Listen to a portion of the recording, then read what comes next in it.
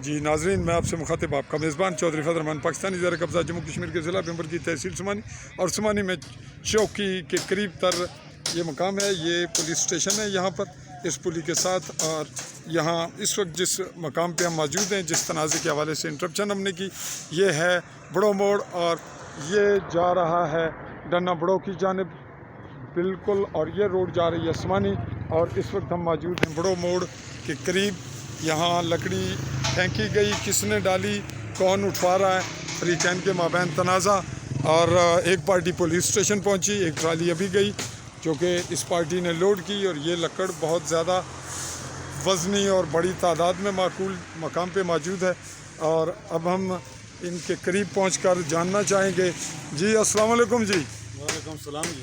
जनाब क्या मसला है तुसाना है? सर मसला ये है जी क्या जगह ਲਈ तकरीबन मैं 1.5-2 साल हो गए ना कंबर सार ने को ਲਈ ਸੀ ਚਾਈਲਿਆਂ ਕੋਲੋਂ। अच्छा ਉਹ ਜਨਾਬ ਇਹ ਜਿਹੜਾ ਮਾਫੀਆ ਗਰੁੱਪ ਹੈ, ਇਹ ਕਬਜ਼ਾ ਗਰੁੱਪ ਹੈ। ਇਹ ਜਨਾਬ ਇਹਨਾਂ ਲੱਕੜੀ ਸੱਟ ਇੱਥੇ ਕਬਜ਼ਾ ਕੀਤੇ ਆ ਤੇ ਇਹ ਜਨਾਬ ਮੀ ਡਰਾਣੇ ਦਬਕਾਣੇ ਨੇ।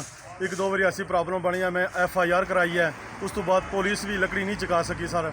ਉਸ ਤੋਂ ਬਾਅਦ ਜਨਾਬ ਕਾ ਆਇਆ ਇੰਨਾ ਫਿਰ ਲਈ ਅਦਾਲਤ ਨੇ ਜਨਾਬ ਸਟੇ ਜਾਰੀ ਕਰਾਇਆ ਨੇ। ਸਾਹਿਬ ਜੱਜ ਨੇ ਕੋਲ ਜਨਾਬ ਇਹਨਾਂ ਸਟੇ ਜਾਰੀ ਕਰਾਇਆ, ਉੱਥੋਂ ਵੀ ਖਾਰਜ ਹੋ ਗਿਆ। ਉਸ ਤੋਂ ਬਾਅਦ ਜਨਾਬ ਇਹਨਾਂ ਅਪੀਲ ਕੀਤੀ ਹੈ ਸ਼ੀਸ਼ਨ ਵਿੱਚ, ਉਹ ਵੀ ਜਨਾਬ ਖਾਰਜ ਹੋ ਗਈ ਹੈ।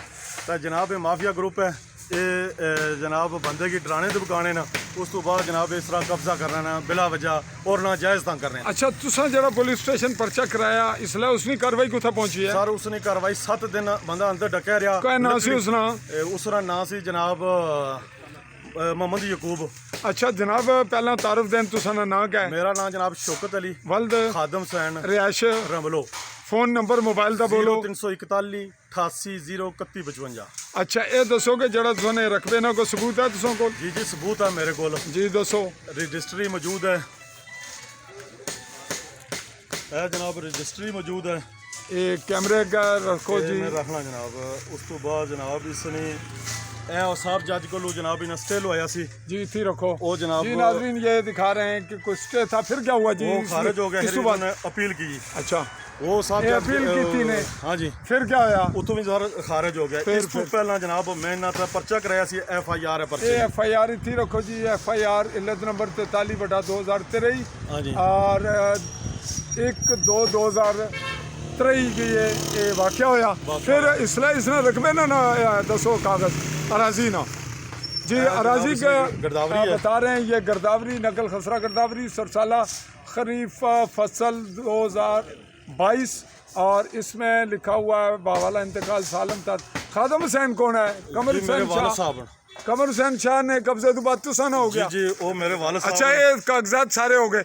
इस वक्त आज क्या सूरत हाल है? ਅੱਜ सूरत हाल है सर जी भाई मैं इथों लकड़ी चुकन आया, ਉਹ ਜ਼ਰਾ ਘੁੱਲਣੇ ਪੈਣੇ ਨੇ, ਉਹ ਮੀਡਰਾਣੇ ਦਬਕਾਣੇ ਨਾ ਆਣੇ ਜਨਾਬ। ਇਥੋਂ ਡੈਡ ਬਾਡੀਆਂ ਜਾਣੀਆਂ, ਰਕਬਾ ਵੀ ਮੇਰਾ, ਬਦਮਾਸ਼ੀ ਵੀ ਨਹੀਂ ਹੈ। ਹੁਣ ਫਿਰ ਇਸ ਵੇਲੇ ਪੋਜੀਸ਼ਨ क्या है?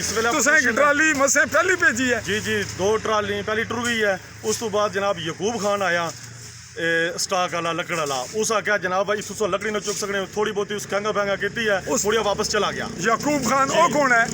चौधरी कंबर ना पाई है। अच्छा वो क्या आखने उन्होंने क्या मुतालबा? जनाब तू मेरे ते FIR कटाई है। मैं कहा जनाब तुसा कह रहे मैं FIR अच्छा तो तुसा ना जरा मुखालिफ है उसने ना क्या है? चौधरी आजम वल्द अब्दुल्ला।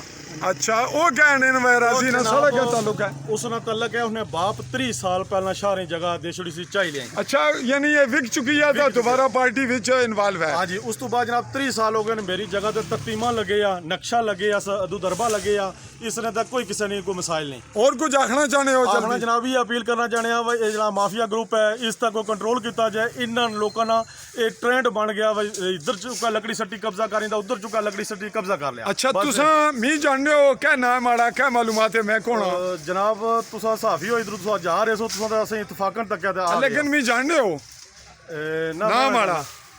वैसे ये इल्म है साफियां? जी जी हमें ये इल्म है, बाकी कोई नहीं पता ना।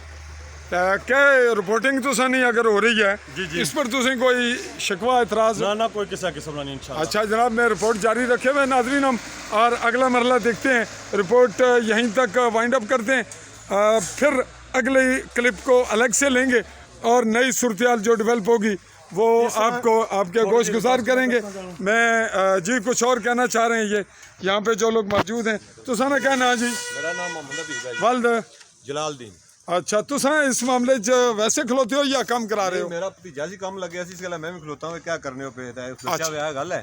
अच्छा लकड़ी चुकने पे जी तो तुसा ने कहना जी मोहम्मद फारूक तुस क्या लगने हो इन्होंने? ये मेरे भांजे अच्छा जी नाजरीन अगले मरले तक इस क्लिप को वाइंड अप करते जी कुछ कहें जी फौरी। मैं इसने जो गल कहना चाहना, अगर इतने कोई किसी जानी नुकसान या कोई प्रॉब्लम बनी, इसना जिम्मेदार यकूब और आजम है। जी ठीक है जनाब, ठीक है। दोबारा असा अगली कार्रवाई नाजरीन जो इसके बाद कार्रवाई है नकल दिखा दी इन्होंने, कुछ और दिखाना है आपने? ना बस है ये। कुछ नई सूरत हाल चूँकि यहाँ को पेचीदगी नज़र आ रही है और मैं बासियत क्राइम रिपोर्टर इस रिपोर्ट को मज़ीद मौसर मैनेज करने के लिए मौके पे मौजूद हूँ। मेरे साथ मेरे सहाफ़ी मेरे टीम के वर्क एक नुमाइंदे भी पहुँच चुके हैं, तो मज़ीद इंतज़ार कीजिए। और इस क्लिप के पहला क्लिप और आने वाला clip YouTube channel AALI space दे के न्यूज़ लिखिए और ऑल बेल आइकॉन को क्लिक कीजिए। सब्सक्राइब कर देने के साथ फॉलो कीजिए मेरा पेज जर्नलिस्ट फजल रहमान और हारून कश्मीरी। चाहूँगा इजाज़त, अल्लाह हाफिज़।